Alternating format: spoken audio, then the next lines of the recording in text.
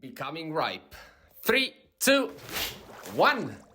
Hello, everybody, and welcome back to episode 175 of the Shower Podcast, the podcast where I'm in my shower and you do you.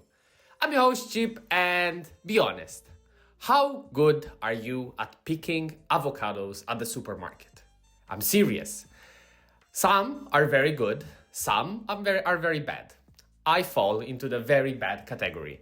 I think that my success rate is definitely below 50%, and even when I think I succeeded, I don't. I'm here to tell you though that these avocados tell a story that it's not about them, but it's about us, and I would like to explore it with you today. Before we start, as usual, if you end up liking this episode, leaving a like and a subscribe really help. They're just one click, but they really make the difference. Since it worked in the last episode, I will give you now 5 seconds to look at that like button, and if you were thinking about it, go for it. Thank you very much. Now, what happened? So, in my health journey, given that these last weeks I was trying to eat a bit better and to enjoy some more whole foods, I decided to buy an avocado. Even though I'm not that good, I started improving thanks to my girlfriend. So, if the success rate before was 10 to 20%, now we're getting into the 50% category. So sometimes it's okay, sometimes it's bad.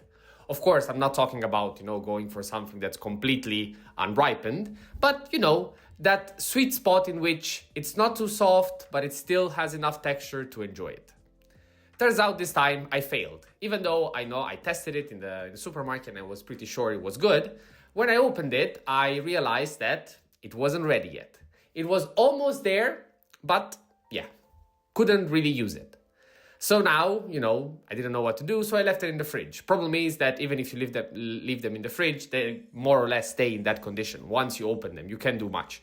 Of course, I'm sure that there are a million theories, million hacks to improve it, but let's say for the sake of argument, once you open it, that's it.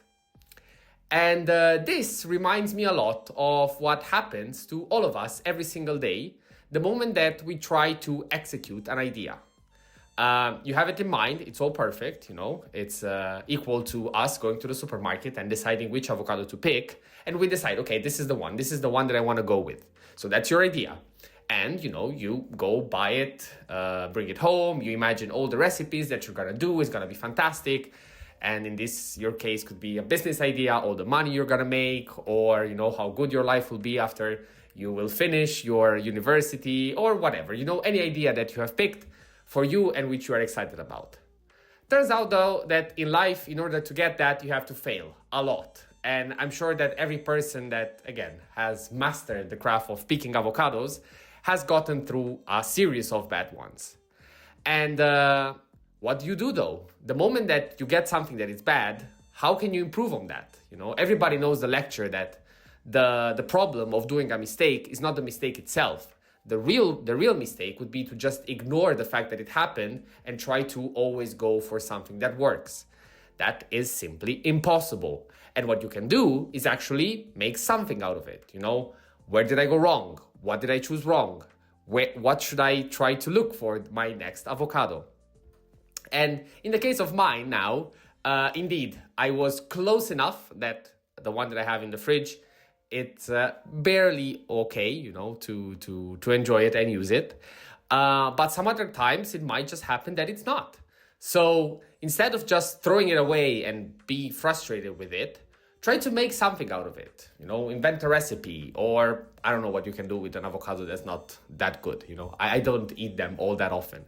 But the point still stands, I wanted to explore this idea that indeed becoming ripe, and this in the broader sense in life, becoming good at something, becoming successful, finding that right idea, that right avocado, the perfect one, takes a lot of exercise, takes a lot of effort, and most often than not, you have to go through the trial and error process. And the last bit that I want to leave you with is that this kind of theory also matches very well the fact that the people that actually believe that, in life it's enough to have a good idea and make it, or that have never went out there, and exposed themselves, tried doing something, they're the same kind of people that if you ask them, to just pick an avocado or to, pick a good idea, they would say, yeah, it's super easy. You just have to, do this, do that, look for it, and then it's easy. And you can tell that they never done it because the problem is that even when everything seems perfect, you still fail. And then, the world falls apart because all your, good intentions, all your ideas, all the predispositions that you had in your mind, everything that you believed will crumble. And more often than not, these people will stop because, again, they don't know better. Whereas if you start with the right intention and you know what you're going to experience, you are not going to get so frustrated when that avocado is not ripened, is not ripe, and you will just go for the next one, and slowly but surely you will become ripe. So that was all for today. Thank you very much for listening. As always, if you ended up liking this episode, leaving a like and subscribe really, really help. And let me know in the comments, are you a good avocado picker or not?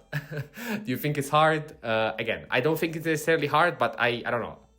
Sometimes I just fail, even though I think I condition myself. And as I said, now that I have the luxury of having my girlfriend pick them, I have to say that I've been much happier, but I have sometimes to rely on my abilities and I'm trying to craft them, let's say.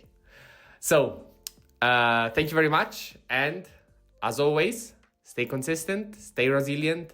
This was the Shower Podcast and see you tomorrow.